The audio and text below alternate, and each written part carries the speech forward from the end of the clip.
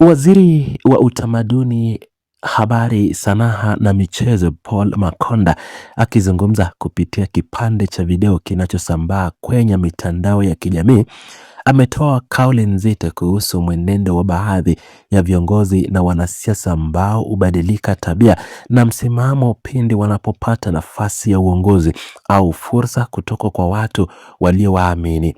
Kiongozi huyo wa serikali alibainisha kuwa wapo wanasiasa wanaojitokeza mbele ya jamii na kujifanya watetezi wa wananchi, lakini hawana uwezo wa dhati wa kutatua au kusimamia changamoto hizo kwa ufanisi. Waziri Paul Makonda alisisitiza kuwa tabia ya kutumia shida za wananchi kama mtaji wa kujijenga kisiasa ni mtazamo usio na tija kwa maendeleo ya nchi yoyote. Akifafanua hoja zake katika video hiyo, mwanasiasa huyo wa chama tawala aliyewataka wananchi kujihusisha na kujiuliza maswali ya kina wanaposikiza hotuba ya viongozi mbalimbali. Kiongozi huyo alihoji iwapo wanasiasa hao wamebadilika tabia zao baada ya kupata madaraka, huku akionya kuhusu watu wanaotumia changamoto za jamii kwa gia ya kujipatia umaarufu bila kuwa na nia ya dhati ya kuwatumikia wananchi hao. Kauli ya waziri wa Habari, Utamaduni, Sanaa na Michezo Paul Makonda imelenga kuweka wazi tofauti uliopo kati ya uongozi wa kweli wenye nia ya kuleta mabadiliko na ule unaolenga kutimiza maslahi binafsi kupitia hisia za wananchi. Katika mwendelezo wa maelezo yake, mwanasiasa huyo mwandamizi aliguzia pia mwelekeo wa kisiasa nchini kuelekea mwaka 2030, akibainisha uwezekano wa kujitokeza kwa wanasiasa wengi zaidi katika ulingo wa siasa za ushindani.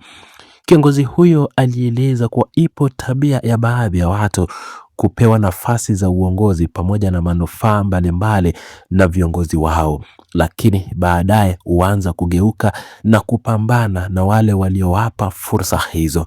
Mtazamo huo wa waziri Paul Makonda unaonyesha wazi wake juu ya ukosefu wa uaminifu miongoni mwa wanasiasa wanaopata fursa za uongozi kupitia msaada wa wengine.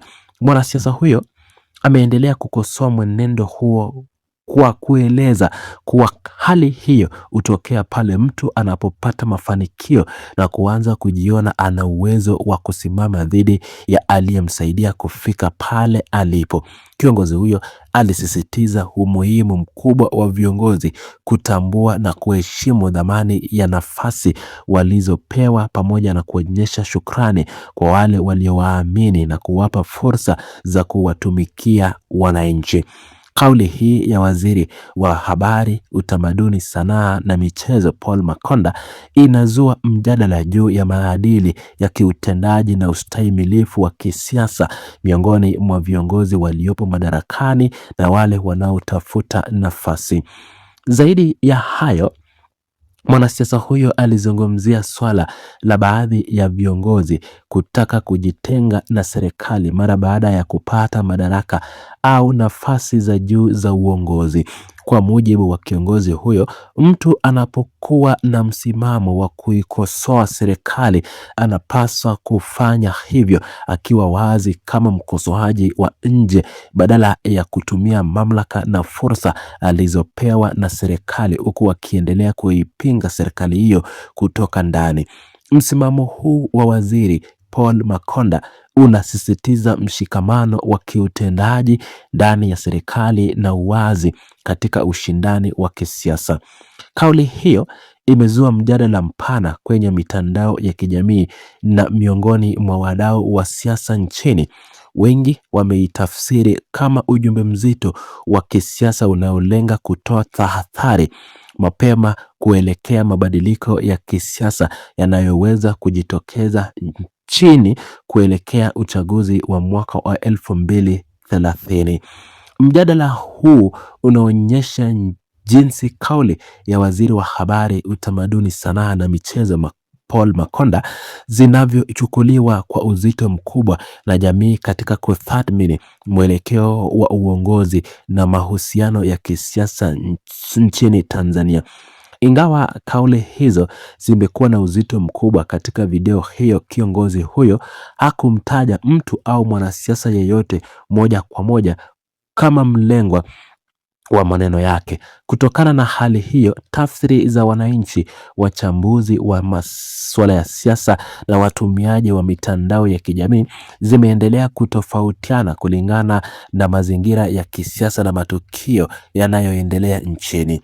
Kutowataja walengwa kwa majina kumeacha fursa kwa wadau mbalimbali kuyafanya tathmini zao binafsi kuhusu ujumbe uliokusudiwa na Waziri wa Habari, Michezo, Utamaduni na Sanaa Paul Makonda. Mjadala huu umejitokeza wakati ambapo mijadala kuhusu mustakabali wa siasa za Tanzania na maandalizi ya uchaguzi mkuu wa mwaka wa 2030 ikianza kushika kasi miongoni mwa wananchi. Wadau wa masuala ya kisiasa wanaendelea kutoa maoni mbalimbali kuhusu nafasi ya viongozi waliopo madarakani, viongozi wa upinzani na mwelekeo wa serikali katika kusimamia maendeleo ya nchi. Hotuba hiyo ya Waziri Paul Makonda imeongeza chachu katika mijadala hiyo inayoguza uaminifu, uadilifu na uwajibikaji wa wanasiasa kwa wananchi na kwa viongozi waliowapa fursa. Video yenye ujumbe huo inaendelea kusambazwa kwa kasi katika majukwaa mbalimbali ya kidijitali. Wananchi na wachambuzi wa mambo yanaendelea kufuatilia kwa karibu kuona iwapo kiongozi huyo au mamlaka nyingine zitatoa ufafanuzi wa ziada kuhusu viongozi waliohusishwa na kauli hizo. Mwelekeo huo unadhibitisha jinsi teknolojia ya habari na mitandao ya kijamii inavyochochea uwazi wa mijadala ya kisiasa nchini Tanzania. Tathmini ya jumla ya kauli ya Waziri wa Habari, Utamaduni, Sanaa na Michezo Paul Makonda inaonyesha haja ya kuwepo kwa misingi imara ya kiadili miongoni mwa wanasiasa waliopewa nafasi ya dhamana kuwatumikia wananchi. Kiongozi huyo anakumbusha kuwa uongozi ni si chombo cha kujinufaisha au kujenga umaarufu binafsi, bali ni dhamana inayohitaji uaminifu wa hali ya juu kwa wananchi na kwa mfumo uliompa kiongozi fursa. Ujumbe huo unatoa fursa kwa jamii kuwapima viongozi wao si kwa maneno tu pekee, bali kwa matendo au uaminifu wao katika utendaji wa kila siku.